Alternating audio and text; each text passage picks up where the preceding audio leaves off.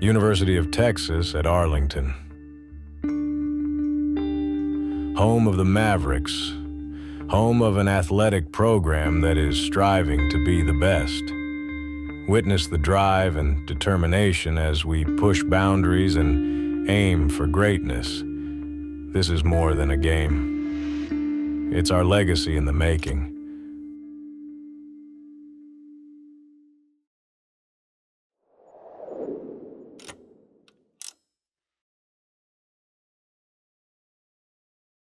Last chance here for TCU. And Horned Frogs down to their final strike. The 1-2.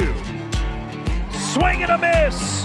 Ball game! UT Arlington knocks off TCU 6-4 at Clay Gould Ballpark.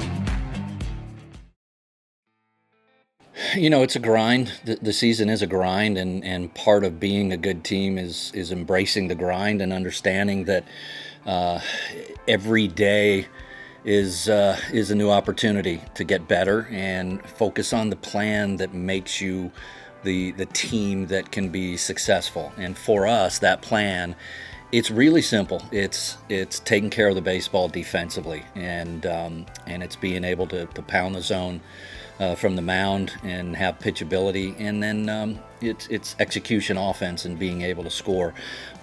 Where we were struggling early is that we really weren't taking care of the baseball and we weren't scoring. So when you're scoring 2-3 runs a game and you do make an error or you do have a leadoff walk, you know, the mistake that you would make defensively is so magnified because it's going to affect the game.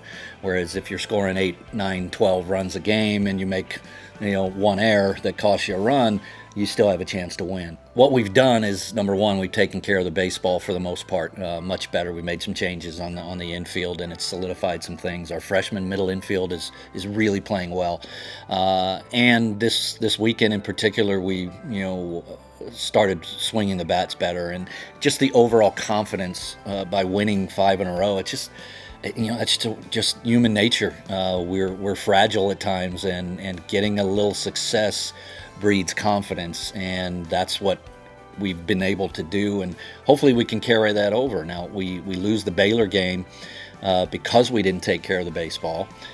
We did score 7 runs in the first 3 innings, but we only scored 1 run in the next 7, and that cost us. Those things combined cost us that game, but we played with confidence and we competed, and that's something that I think is a huge positive. So we're trending in the right direction. We've just got to continue to do that, and the weekends are what's important. The weekends are the most important thing, to be able to play the conference game of scoreboard watching and seeing where you finish, because getting that bye in the conference tournament is really significant. So you take it one game at a time, but again, human nature says, hey, our goal is to be able to get that bye. Doesn't mean that we can't win the tournament without it, but it sure makes it easier if we have it. So every single game in conference is its own season unto itself, and we have to understand that. I think that you're looking at freshmen that follow a pattern. They're usually going to hit a little bit of a freshman wall around game 35. That's just natural that everybody does, no matter who you are. But what we're seeing is these guys understanding Division I pitching now and having a plan to work with, following a scouting report, and again, it just goes to confidence. They're now believing that they belong, and they're really playing well. And that's all it takes, really, with 18 to 22-year-olds, is just have that little faith spark ignite the team to play on a better path.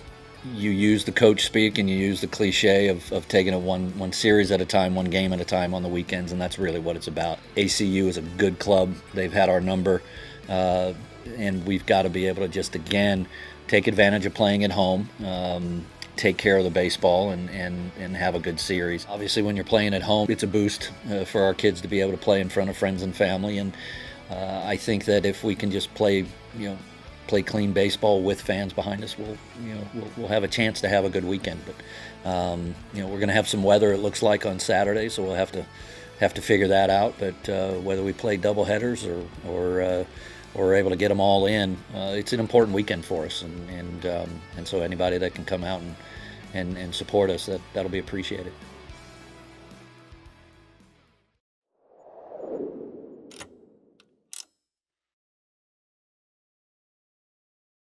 I love change. I've always been someone who's like on to the next kind of thing. So that part wasn't as scary, but just the whole thing about like a lot of people going to the portal, and I think only like 30% got picked up. So like I was really, really grateful and thankful that I was one of the players. I was lucky enough to have this experience, but that whole summer, I was just nervous. I was just like, okay, where am I gonna go? And I knew I wanted to come close to home, but like you don't always get to pick the cards that you're dealt. So I was really nervous, but you know, like I knew my dad had my back. So at the end of the day, like I'd be where I was supposed to. A little bit nerve-wracking of what happens if I don't get picked up. What happens if I backtrack and I don't really end up at a place that I truly love, and I kind of just settled. But when I found UTA, I didn't settle. I grew, I found who I am as a person, and also I'm surrounded by strong, empowered women. I didn't really have to be convinced. I really just looked up pictures of the campus and I was like, oh, this is nice. I love trees. Like I think even in my my newcomer post, it was like, what did you like about UTA? And it was the trees. Like they're just so big and they're full. And in New Mexico, there's not as many.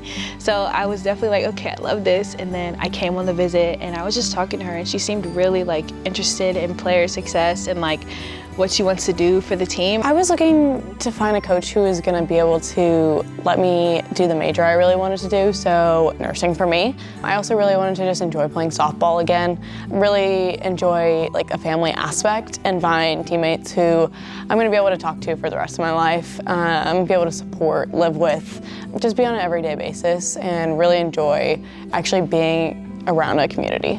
Well, I will admit the first couple of months I was definitely in my shell, which definitely, it's not usual for me. Like even as a freshman at my old school, I still kind of like tried to step into something of a leadership role, like just be like someone that, like you know if I'm on the field or not. And I think here, it wasn't that I was scared, I was just like learning to be in a new environment all over again. It kind of felt like I was a freshman all over again with like experience though, and it was kind of weird. And like I didn't want to step on anyone's toes or like come off like with a bad energy. So I was just kind of learning the vibe, learning the team and everything. But I think what I bring to the team is energy. I'm always fired up.